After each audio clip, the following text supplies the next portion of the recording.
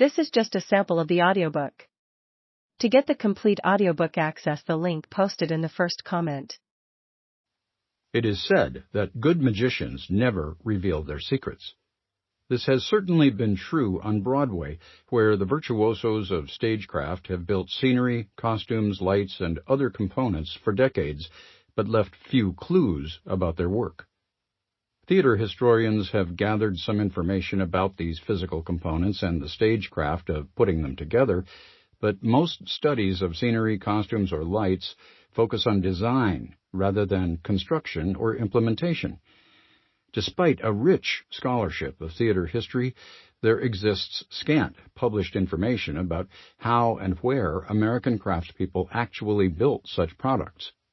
Perhaps this is because no party is sufficiently interested in knowing such details. Why investigate the sources of lumber or the carpenter pay scales for Death of a Salesman when one could discuss Joe Melziner's clever scenic design? When Julie Stein's rousing score, Jerome Robbins's brilliant staging, or Ethel Merman's clarion voice is available for study, why would anyone care about the costume fabric sources used for Gypsy? Such questions of craft often pale in comparison to more exciting questions of artistry. Another reason not to dissect the construction and craft of Broadway is that this strips the Great White Way of its mystery and magic. As any good magician will explain, details of a hat or sleeve can ruin the allure of an elegant trick. So it goes on Broadway, where stage lighting is said to be best when not noticed, where scene shop foremen have held their secrets close for decades at a time, and where costume designers rarely discuss the small armies of seamstresses who bring their designs to fruition.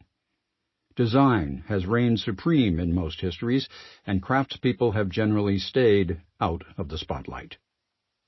Had anyone developed a special curiosity about the people who hammered, painted, and sewed behind the scenes in the commercial theater, they would have been easy to find.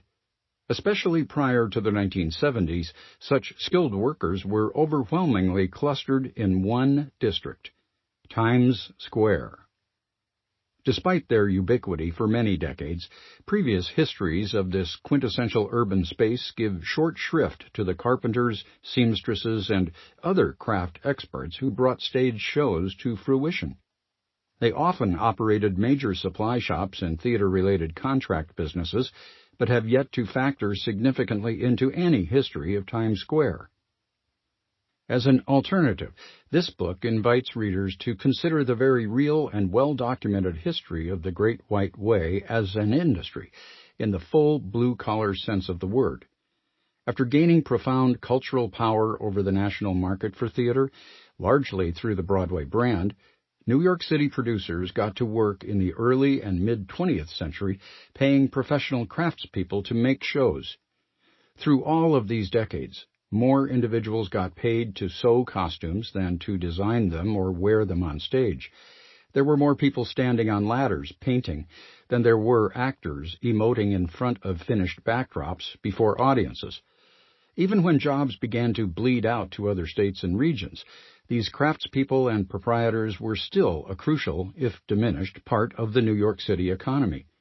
Wedged between the 50-story office tower next door and the drug pusher on the sidewalk, they continued to do craft work against all odds. This book is their story.